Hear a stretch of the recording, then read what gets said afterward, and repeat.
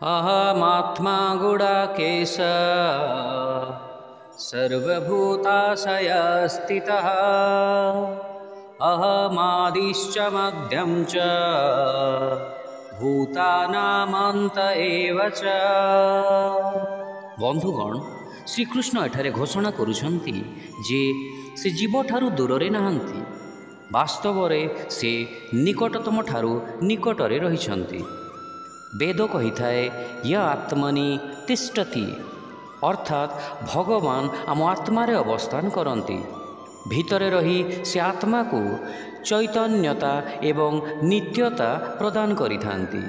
से जदि निजर शक्ति को वियुक्त करिदेबे ताहेले आत्मा स्वयं जड़ होई क्षय होई जीवो।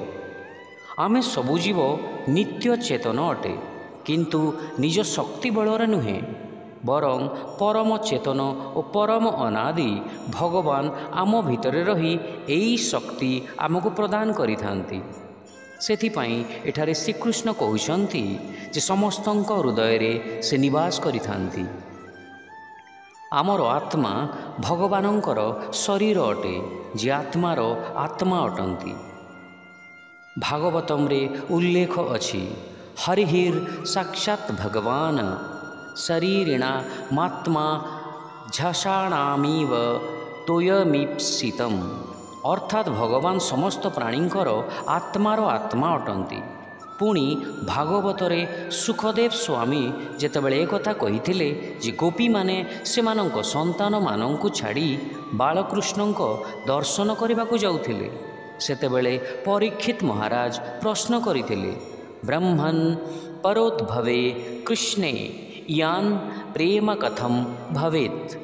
अर्थात हे मुनिवर, संसार रे सबु मांकर आसक्ति सेमानंक संतान मानंक प्रति रही थाए। गोपी मानंक निज संतान अपेक्षा अधिक आसक्ति श्रीकृष्णंक प्रति होइथिला किपरि?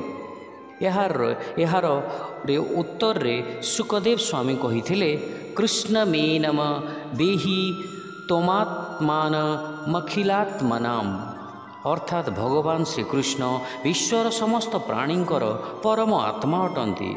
जीव कल्याण उद्देश्य रे से निजर जोग माया शक्ति बलरे मनुष्य रूपरे आविर्भूत होइछन्ति। श्रीकृष्ण पुणी कहउछन्ति जे समस्त प्राणींकर आदि मध्य एवं अंत मध्य से अटंती। से माने तांको ठारू उत्पन्न होइथांती, तेणु से तांकर आदि अटंती। सृष्टिर समस्त जीवन तांको शक्ति द्वारा स्थित होइथाए, तेणु से सेमानंकर मध्य अटंती एवं मुक्ति लाभ करी जीव तांकर दिव्य धाम को जाई चिरदिन पई तांको सहित रहिताए। अतएव भगवान समस्त जीवंकर अंत मध्य अटंती। वेद भगवानंकर अनेक परिभाषा करिथाए, सेथि मध्यरु गोटाए हेला यतो वा इमानि भूतानि जायन्ते येन जातानि जीवन्ति यत् प्रयत्नेन भीषम विशांति। अर्थात भगवान से अटंती जहांक ठारू समस्त प्राणी उत्पन्न होइछन्ति, जहांक ठारे समस्त प्राणी स्थित रहिथांती एवं जहांक ठारे समस्त प्राणी लीन होई जाइथांती। शिक्षा, हे अर्जुन, मु समस्त प्राणींकर हृदय रे निवास करे।